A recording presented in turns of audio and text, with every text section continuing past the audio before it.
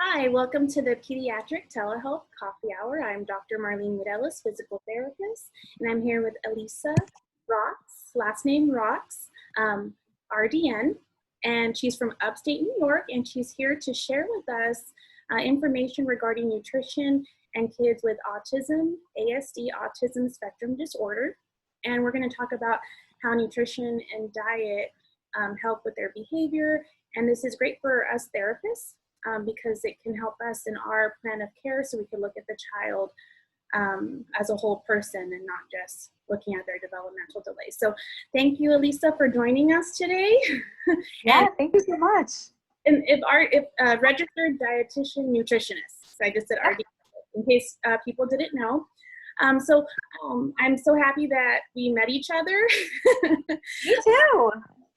So yeah, Elisa had requested to join our group, and then she wasn't a therapist, so I kind of talked to her a little bit more, and then learned that she works with children with autism and with diet, and I knew that you could provide our group with so much information to help us be better providers and to use you too if we needed to refer any kids to you, since we're not dietitians. So can you tell me what made you decide to specialize in treating with children with autism? Yeah, sure. So it started actually, it was in 2012, and my cousin, he was 2 years old at the time, and he was diagnosed with autism. My aunt, we're really close. She's like my older sister. So she naturally was lost. She had no idea what to do. And he had a whole range of symptoms that, like I said, she didn't quite know how to handle. So he was having like a lot of meltdowns and stemming constantly, and he was very disengaged. He had a lot of gastrointestinal symptoms too, so like diarrhea and bloating and pain, which we could tell he was in pain because he would lean on furniture and things to like put pressure on his belly. And he was also a super picky eater, and he would only eat white foods. He would only eat like yogurt, American cheese, and like bread and crackers. This is pretty much his food repertoire. Yeah, so I was in graduate school at the time, and I had the time to do research on this sort of thing. And I had to pick a topic for a number of assignments I had. So I always chose this topic, and I just spend as much time researching as I could to learn as much as I could. And when I looked at his diet, I knew that his diet was not meeting his nutritional needs, but I didn't know that his diet could affect his behavior. So that was all new to me. And yeah, so I just shared everything that I learned with my aunt, and we altered his diet based on the symptoms that we noticed, his food sensitivities, and we saw a lot of improvement, which was wonderful. So that the rest is history. That's kind of where it all started, and ever since I've been fascinated with this topic. And it's amazing to me. There's so few dietitians in this line of work, so I was like, oh my gosh, there's such a need, and I have the passion, so I'd love to fill it. And how did you get Lawrence to eat other colored foods? What we did was we started slow, really. We had to kind of ease him in to, like, for example, so he was only eating white foods, so we kind of eased him into vegetables with potatoes because they're white. So we started with like French fries, and because they're very similar to like some crackers that he was eating. They're both starchy. They're kind of melt in your mouth type of foods, soft.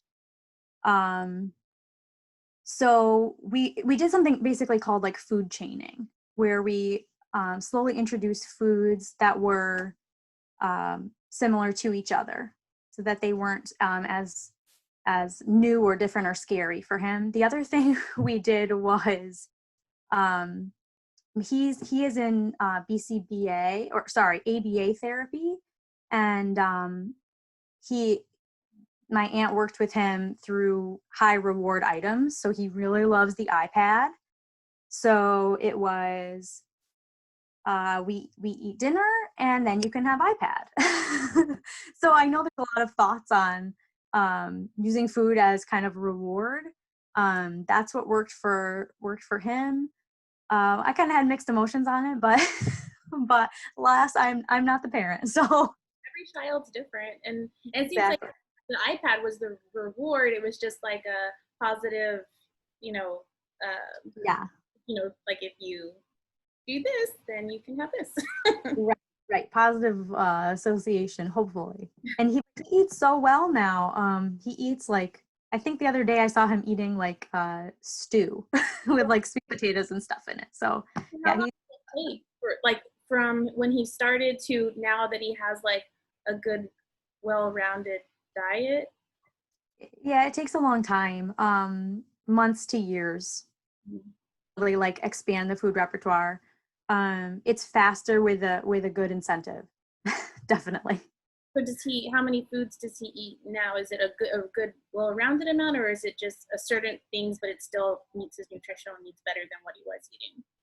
Yeah, he eats, I want to say he eats pretty much anything that's within his diet. So he is on a gluten-free, casein-free, and no soy. Um, and at first it was egg-free as well, but they've introduced eggs since then. So everything within in his diet, he definitely still eats. He of course has preference for like sugary things, so he loves, don't we all? So that's his preference, but yeah, he doesn't really have as I don't know that he has any really food aversions at this point, which is awesome. That's great.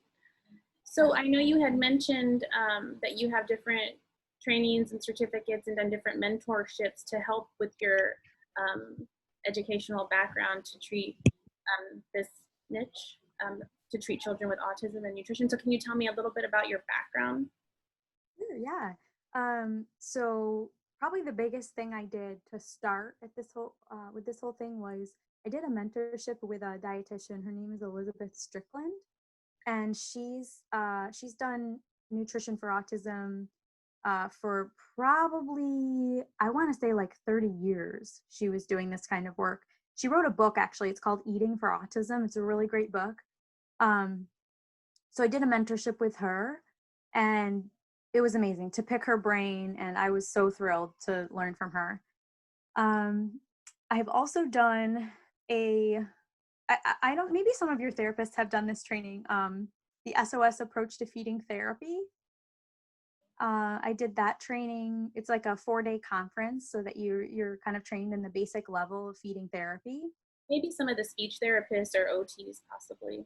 Yeah, there were a tremendous amount of OTs and speech there, and like 3 dietitians, which broke my heart.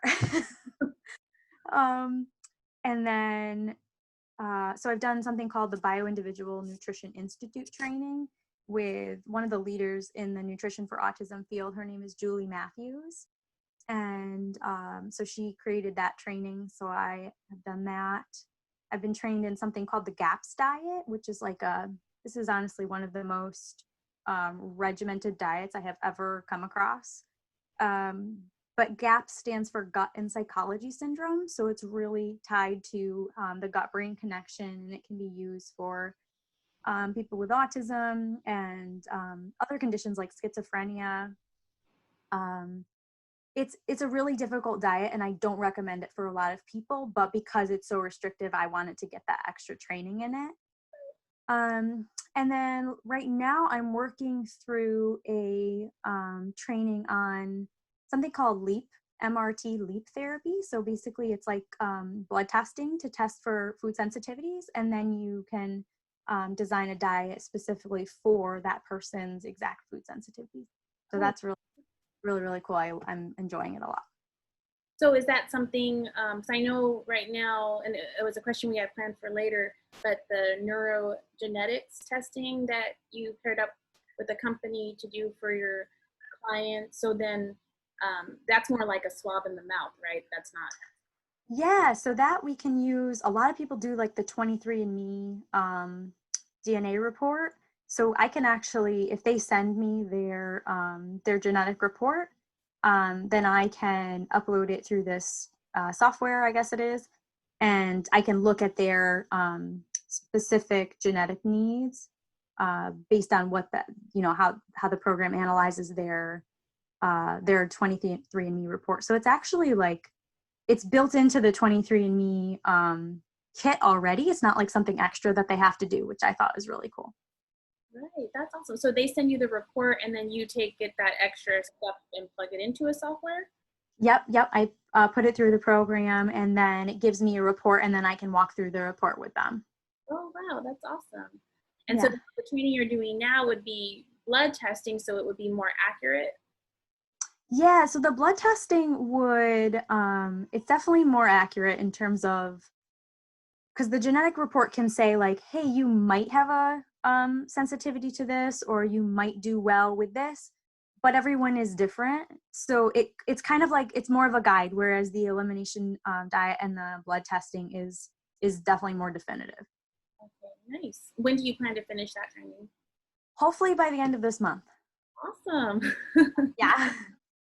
And so I know we had in our messages, and you had mentioned it now, about the gut-brain connection relationship, and we had talked. You had mentioned neuroinflammation in kids with autism. So can you talk a little bit about that, what that means, and what the child will present with if they have neuroinflammation? Sure, yeah.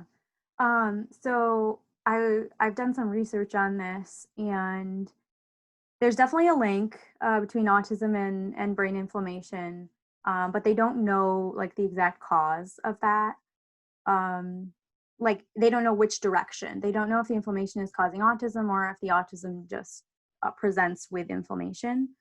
And they found this in like a postmortem brain um, research, and then in vivo brain research as well. Some research is saying that it has to do with like abnormal immune system function, so kind of like an autoimmune response.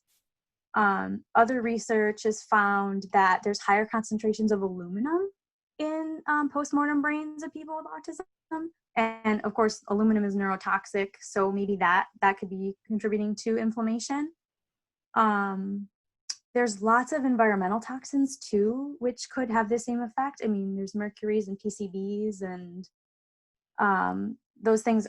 PCBs they've been banned in this country, but there's still some in some water supply.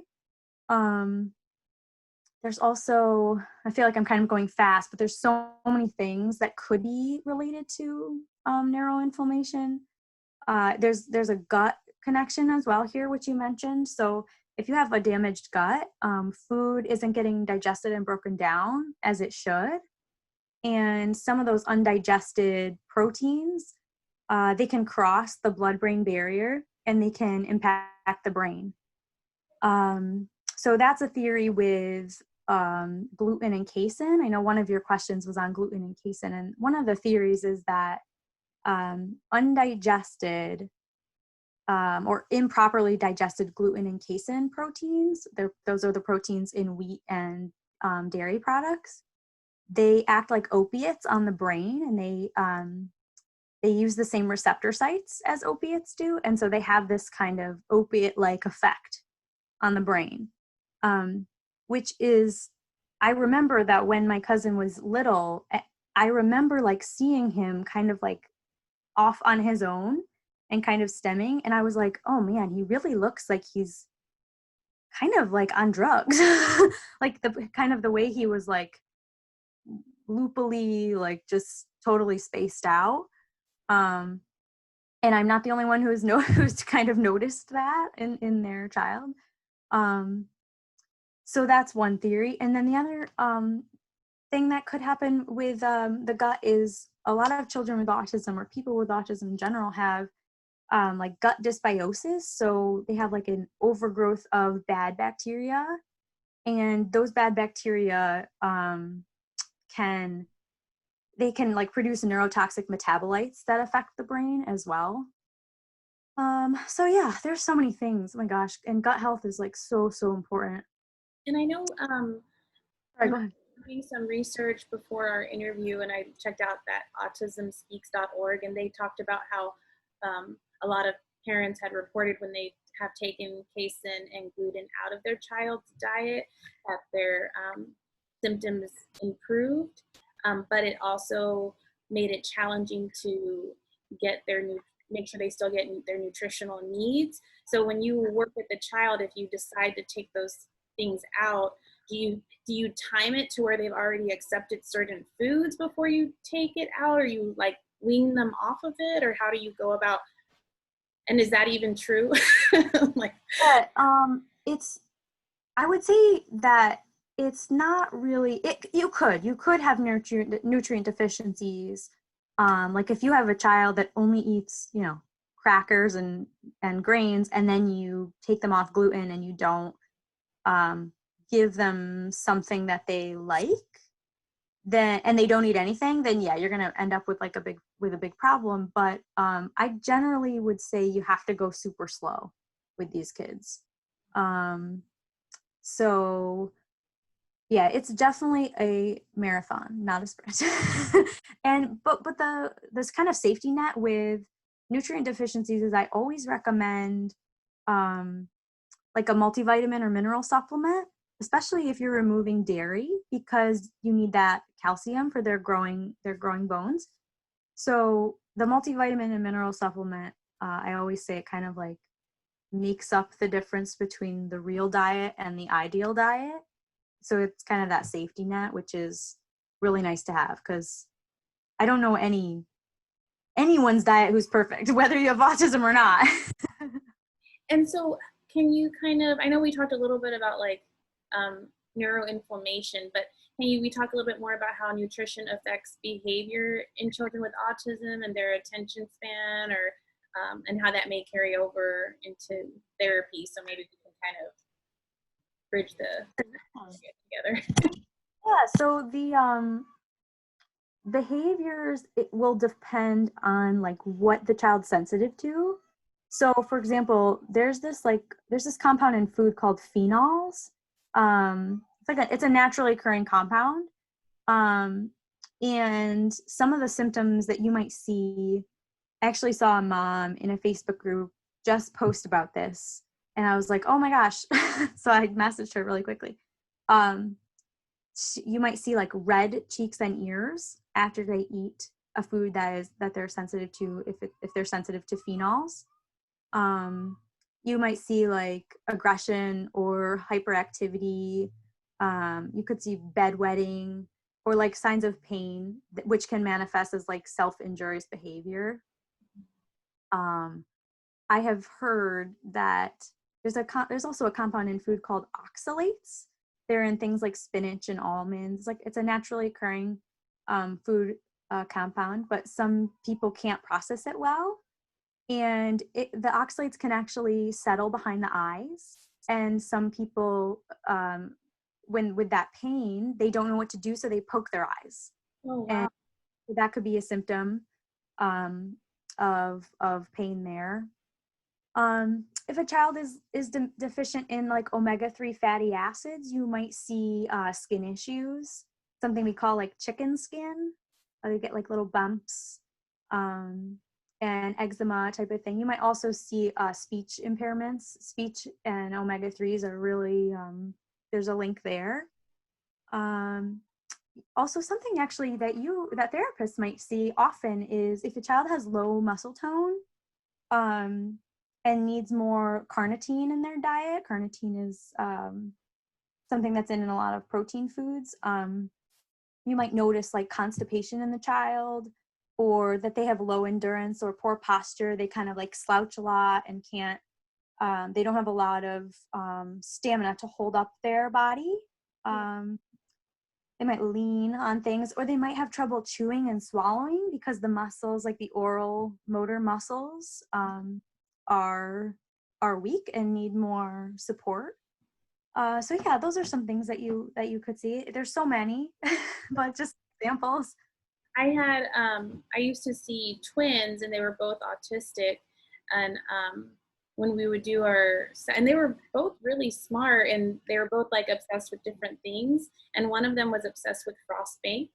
And so when he was younger, he like ran away to frost bank, into the bank that like close to their house. Luckily they found him, But our sessions were just like we had like, I guess I made it like an obstacle course because his attention span was just so short. And she was seeing a specialist for nutrition when I was in San Antonio, so she drive to Austin to see them. But it was just like bam, bam, bam, and then okay, let's try this again. It was just like, so I couldn't, and now we're all doing telehealth, so I could not imagine a telehealth session where then the mom, would have to take them. I mean, it would just be all over the place because most of my sessions with my patients that are on the spectrum, they seem to just be, like maybe 30 seconds with something, and then the next, and then the next, and then trying to loop them back around. Right. The only thing I could think of maybe is during a telehealth session, maybe just picking like 3 or 4 things and letting the mom know this is what we're going to do. So that way, when he gets tired of one thing, she'll just keep trying to go to the other things. Right. Right. Yeah, I can see that unique challenge with virtual work. Yeah, definitely. So I know that also when I was doing some research and just from experience with kids that I've worked with, well, sometimes with textures and different like textures in their mouth, they may have some kind of sensitivities or sensory issues with that as well, as far as like meltdowns and tantrums. So how do you deal with children when you work with them and they have issues with tantrums and meltdowns and you're trying to introduce different things? What strategies do you use? Yeah, some of the strategies that I really have found the most helpful. So first of all, just so it's like, I'm sure your therapists know like how common the food selectivity and the picky eating is. I think I read somewhere that it's like 70% of kids with autism have these like food aversions or food sensitivities. So I think also it's typically linked to like sensory processing disorder and like kind of overwhelm around these new foods. Sometimes kids they can't even like look at the food. It's just that overwhelming to them. So some of the techniques are, I would say, firstly, like take the pressure off. I think some parents, they like feel like they're banging their head against a brick wall. Like they'll do anything to get their kid to eat. They'll like do handstands, whatever it takes. And it's so stressful. Like mealtime becomes this like dreaded thing. And one of the biggest techniques is like, just don't even put any pressure on the kid. Like, let's just create this, a better environment around food. If they're only going to eat crackers, okay, let's start there, but let's just remove the pressure. So that's our first step. One of the other things is kind of working up to, if the child, let's say they won't even tolerate looking at the food, we have to slowly get them to the point where they can obviously sit at the table with the food. And that's a super slow process. So maybe you kind of have it near them, but not close by. You gradually move it closer and closer. This is all techniques that maybe your therapist will recognize from like the SOS approach to feeding therapy. If they won't touch it, you could have the item in like a plastic bag or create like a barrier so that they don't have to touch it with their hands, but they can still, get more familiar with it. And just making them feel safe. Another big thing is like, if they need to get away from the table, and just that's a really good like technique to calm down their sensory system. And I think we all do that too. Like if we're overwhelmed, we kind of like go take a walk somewhere and get some space, and that's a really good technique for them too, to allow them to do. I'll give an example with my cousin. Something we did was, he has siblings and I wanted them to play, have like a little activity. I was watching them. I made this like dough, this like flour water dough mixture. And I was like really curious to see if he would touch it because it's kind of slimy. And so we made it into like an art project is what I was trying to do. So I gave them like sprinkles and cookie cutters and like melon scoops and all these different tools, toothpicks, that they could play and draw in the slimy dough. And at first I just totally ignored him. I knew he did not want anything to do with it. And then slowly but surely he kind of made his way over and was sticking his fingers in it. And before long, I like could not drag this kid away from this mixture. I was like, okay, we need to clean up now. So it's kind of just introducing it, but letting them in their own time. Yeah, that's kind of I know some kids are harder cases than others, but that pressure piece is huge. What if, I mean, I guess it all depends on the child, but like, let's say if they only ate like mashed potatoes and then you wanted them to try something else, you just like put something else on their plate. Could that be a trigger for some kids? Like, you don't say anything, you just like, or it depends on the kid if maybe they'll be like, and just eat it there. Yeah. What I would probably do is I like having like a learning plate. So they have their main plate and and there's always a safe food at the table, something that you know they like so that they have something to eat. The learning food, you can put a very small amount, like not a regular serving, like maybe like half a piece of broccoli or something, let's say. Something really small. And it's just there. Maybe they're just learning to tolerate the sight of it. Maybe they are learning to tolerate the smell of it, because the smell can be super overwhelming. The color, there's so many things. So that could be like a small first step. And they're free to not even touch it. It's just kind of, we're just learning to like this food. We're learning to let it be near us. I know my kids used to watch that show Veggie Tales, and it has like has that ever like worked with kids, like having cartoons or something that's like animated? Yes, absolutely. It's funny you should say that. This isn't food related, but my aunt was saying her son wouldn't wear a mask, with everything going on. He had to wear a mask, and the only way she could get him to wear it is by putting Winnie the Pooh stickers on it. So I was like, well, that works. Yeah. I read a story recently in the news too, where a child with some sensory things going on, that he couldn't wear it because of the loops here, and I don't remember what the mom did something in the mask where it wouldn't.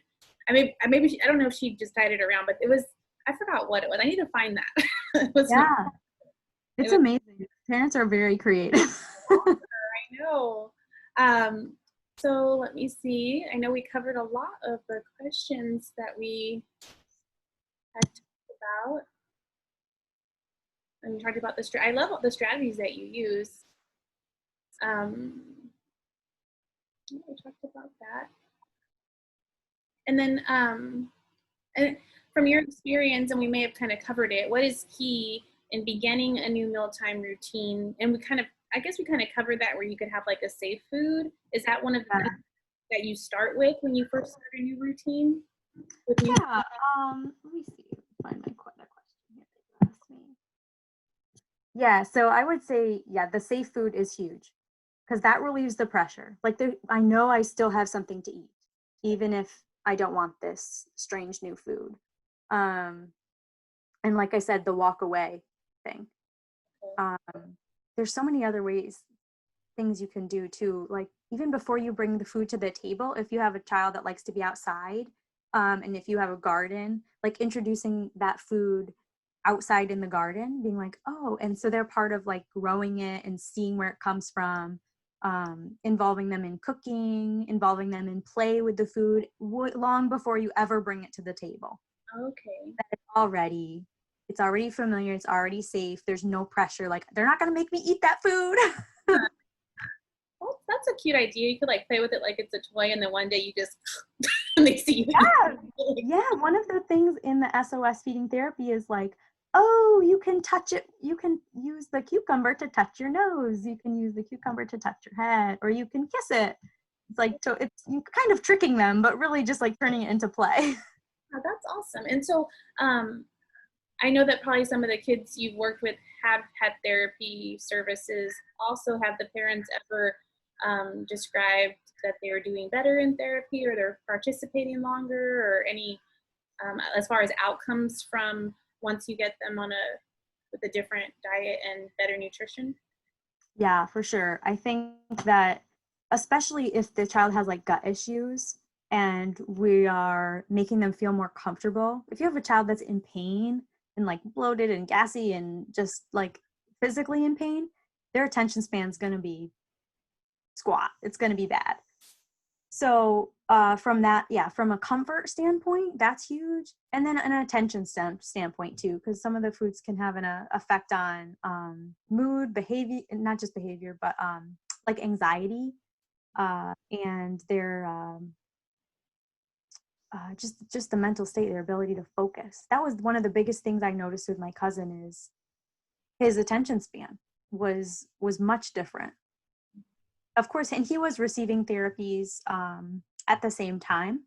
So it is this multidisciplinary approach. There isn't like one thing that I can pinpoint it to. It's kind of like this whole spectrum that really helped him to excel. And then what about, and this one I hadn't included in the questions I sent you, but prebiotics and probiotics, and what's the difference, and do you recommend them to your clients? 100% yes. I recommend probiotics for everyone. So prebiotics so let me start with probiotics actually. Probiotics are the bacteria, they're the good bacteria that live in our gut, and I think, gosh, I don't know the statistic exactly, but there's just an incredible amount, and you want a very diverse bacterial population in the gut to support good gut health. And then prebiotics is the food that the bacteria eat. Okay. Eat like certain fibers and things. I definitely recommend them to pretty much everyone. I grew up with IBS, so I have had my whole entire family has IBS. There's gut issues just running rampant. I think throughout this country, probably throughout the world, and probiotics saved me, and I think they are. You got to find a good one, good quality brand. Same with the multivitamin, like I was talking about earlier. You got to find a really good quality supplement, but they can make a world of difference. And is the I guess the amount of probiotics a child versus an adult, like, is the dosage different? It will be different, yeah. It also depends on, so I take probiotics, and the dose for me, someone who's been on them for a long time, I can tolerate a higher dose than someone who has never taken a probiotic in their life. Because just the onslaught of all those bacteria can cause like a lot of bloating, and that's another thing, definitely going slow. Okay. Yeah, I have a friend where she takes a crazy amount of probiotics, and I was like, that's not even like, that's way higher than my bottle. Like, she's like, no, you have to do this. But I never thought about building your tolerance towards that. And so Yeah. I've heard of like adults doing detoxes and taking like probiotics that they're getting rid of. Do kids ever do detoxes? Like from a probiotic, you mean?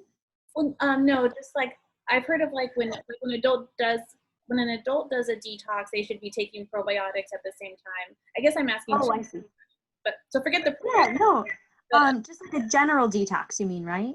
Just a general detox for your gut. Children, depending on like their age, do you ever do detoxes with children?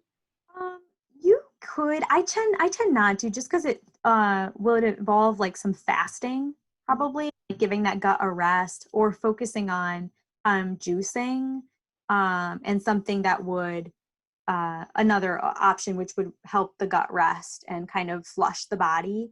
So you kind of like flushing it with an influx of like high nutrient things. I typically wouldn't do it with kids just because they need the nutrition. There's other ways to detox that I've heard of for children with autism. I don't specialize in any of them. I know people have talked about like foot baths, to help detox heavy metals and that sort of thing. There are some foods that can help you detoxify, like cilantro, for example, is super detoxifying. A lot of people juice it for that reason.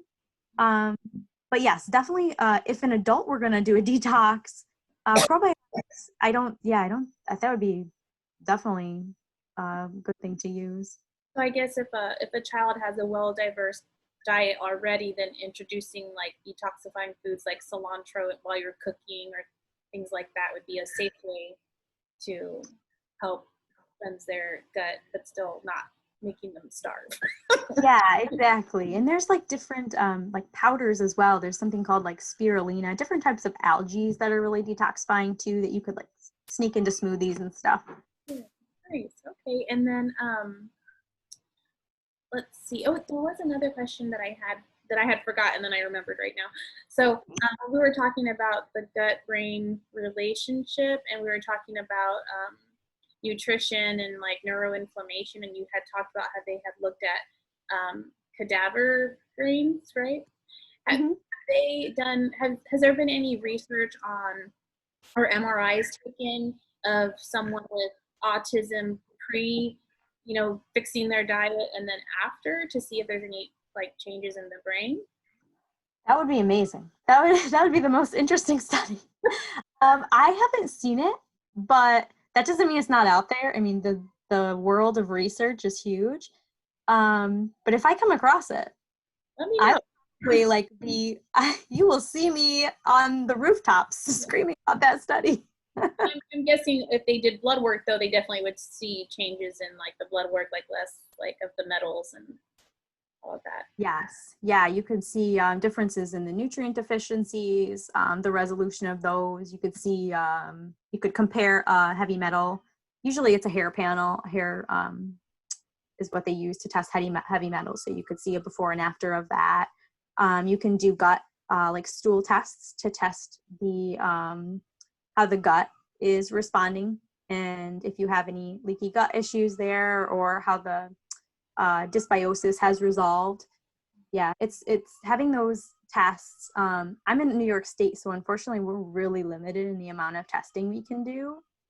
But there, in pretty much every other state, you can do some really helpful tests, and doctors can order those. Okay. And are you only able to practice in New York, or can you practice in other states also? So I can practice in a few states that have basically there's like no licensure. So I'm in New York, we don't have licensure, and then I can practice in other states that also don't have licensure. But then any state that does, I have to be licensed in that state. Can you give me a list of a few states that don't have licensure that you could? Yeah, I want to say California. Let me think. Virginia, I Yes. not have licensure. And let me think here. Is Texas on there? I don't think, I think Texas has licensure. I know New Jersey didn't, but they just got it recently. I can send you a list. There's a website where they give a map of licensure for all dietitians, which is super helpful. I reference it probably like 3 times a day. And so I know you're thinking about adding a new service where you would be available to therapists, like a retainer type of thing. Can you explain that a little bit to me and Yeah, differ from sending you a referral versus working directly with a therapist? sure. Yeah, so this is my this idea kind of grew out of talking with other occupational therapists. Actually, they would like friends of mine, they would text me with questions, and I would answer their questions. I mean, they're my friends. I didn't like charge them for my time or anything. And then I got to thinking like they can't be the only OTs with nutrition questions. And the network of dietitians that are involved in multidisciplinary practices for autism is there's not many. So there's got to be a way to make that connection and just I wanted to like make that connection and make myself available for people with questions, therapists with questions. So the way I kind of see it was I asked my friend, I was like, every time you have a nutrition question, do you ask me or do you, she was like, no, sometimes I feel bad. So I end up like researching the question myself. And I was like, oh my gosh, like that's your precious time. But there's like, I'm a specialist in that. That's why I'm here. If I had questions about like OT, I would come to you.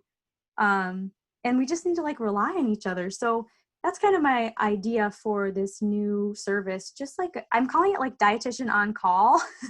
So it's like having a dietitian in your back pocket. If you have questions, like you can email me, you can message me. I have a secure platform that I use, and I can get back to you with, an answer based on either my experience or if I don't know the answer, I will research and find you the answer. The other thing that was really interesting to me with this idea was, I wrote it down and I was like, oh, this is really, one of the questions she kept asking me is like, what food should I use? Like, this kid is iron deficient and doesn't want meat. They will not touch meat. So what do I do? Like, what food can I give them? And that was one of the questions. Like, there's gotta be a million people with that question. Yeah. Yeah. So what was yeah, my answer was, of course, meat is like the highest, but leafy greens have iron too. And then of course you can use supplements, like I said, to make up that gap. So that you don't have to like put this pressure on this child, like you have to eat this meat. So I know part of when you wanted to join the group was to see if other therapists would be interested in having you on retainer, and you wanted to kind of get some feedback on like how much they might pay to have you on retainer, to try to figure out prices and what might be. Yeah, that was my thought. Is this a service that you would find interesting and that you would use on like a subscription basis? My thought was like you could cancel anytime.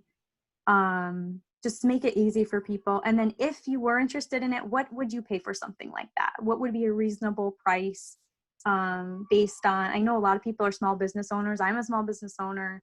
So what would be a reasonable price for that? And I would love feedback on that if you guys. Maybe I think there's a way in the group where I could put a poll up and just say, would you pay a retainer fee for a dietitian to help consult on your patients? And then absolutely, like yes or no, or maybe. That'd be amazing.